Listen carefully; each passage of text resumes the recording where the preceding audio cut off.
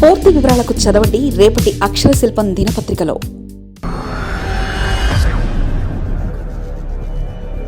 తెలంగాణ బీజేపీలో కూడా ముసలం, అసంతృప్తితో వ్యాఖ్యలు చేస్తున్న నేతలు.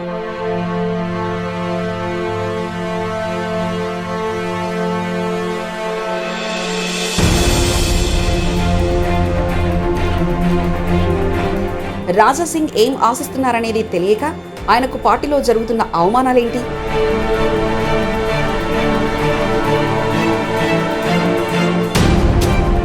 ఇప్పటిదాకా తెలంగాణలో బీఆర్ఎస్ పార్టీ అదేనండి.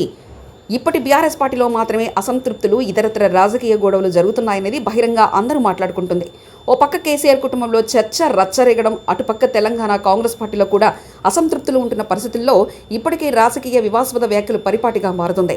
దాదాపుగా తెలంగాణలో రాజకీయ పార్టీలు అన్నింటిలో కూడా సఖ్యత లేదన్నది తేలిపోయింది. అయితే బీజేపీ మాత్రమే ఇన్నాళ్ళు కట్టుదిట్టంగా, బలంగా, పటిష్టంగా, ఐకమత్యంగా ఉందని అందరూ భావించారు. ప్రస్తుతం ఆ పార్టీలో కూడా అసంతృప్తి ఉన్నాయన్నది మెల్లిమెల్లిగా బయటపడుతుంది. ఏంటో తెలియదు కానీ బీజేపీలోనూ అసంతృప్తులు మొదలైనట్లే కనిపిస్తుంది. బీజేపీ గోషామహల్ ఎమ్మెల్యే రాజాసింగ్ సొంత పార్టీ నేతలపై విరుచుకుపడడం ఇప్పుడు చర్చనీయాంశంగా మారింది. రాజాసింగ్ 3 సార్లు బీజేపీ నుంచి ఎమ్మెల్యేగా ఎంపికయ్యారు.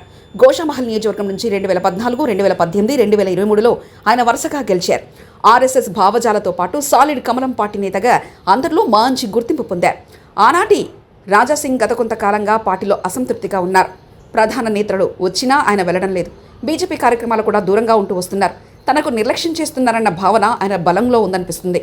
రాజాసింగ్పై అనేక కేసులు నమోదయ్యాయి. జైలు కూడా వెళ్లి వచ్చారు. బీజేపీ ఒకసారి రాజాసింగ్పై సస్పెన్షన్ వేటు వేసి మళ్లీ ఎత్తివేసింది. అయితే ఆయనకు రాష్ట్ర పార్టీ నేతలతో పొసగడం లేదన్నది అర్థమైంది. పార్టీ నాయకత్వ ఆలోచనకు అనుగుణంగా ఇక్కడ నేతలు పనిచేయడం లేదని భావిస్తున్నారు.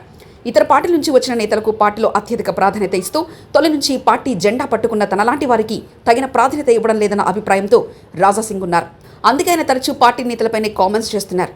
ఆయన వ్యాఖ్యలు పార్టీకి నష్టం చేస్తాయని తెలిసి కూడా వ్యతిరేక వ్యాఖ్యలు చేస్తున్నారంటే ఆయన డిసైడ్ అయినట్లు కనిపిస్తుంది. గతంలోనూ రాజాసింగ్ పార్టీ రాష్ట్ర నేతలపై వ్యతిరేక కామెంట్స్ చేశారు. ప్రతి ఎన్నికల్లోనూ బీజేపీ నేతలు బీఆర్ఎస్తో కుమ్మక్కవుతున్నారని ఆయన చేసిన వ్యాఖ్యలు పార్టీని ఖచ్చితంగా ఇబ్బంది పెట్టేవే. గత ఎన్నికల్లో బీఆర్ఎస్కు పార్లమెంట్ ఎన్నికల్లో ఒక్క స్థానం కూడా రాకపోవడానికి కారణం కుమ్మక్కు రాజకీయాలనేది రాజాసింగ్ వ్యాఖ్యలతో అర్థమవుతుంది. ఇక తాజాగా తనపై యుద్ధం మొదలవుతుందని, దొంగలంతా ఒకటయ్యారని, బీజేపీలో బీఆర్ఎస్ను విలీనం చేయడానికి ప్రయత్నిస్తున్నారన్న కవిత కామెంట్స్ను తాను సమర్థించినందుకు తనపై దుష్ప్రచారం తన పార్టీ నేతలే మొదలుపెట్టారన్నారు. అదే సమయంలో బండి సంజయ్ని లక్ష్యంగా చేసుకుని ఆయన వ్యాఖ్యలు చేసినట్లు కనబడుతుంది. కరీంనగర్ నుంచి తనపై వార్ మొదలైందని ఆయన అన్న మాటలపై ఇప్పుడు పార్టీ హైకమాండ్ ఎలాంటి నిర్ణయం తీసుకుంటుందనేది వేచి చూడాల్సిందే.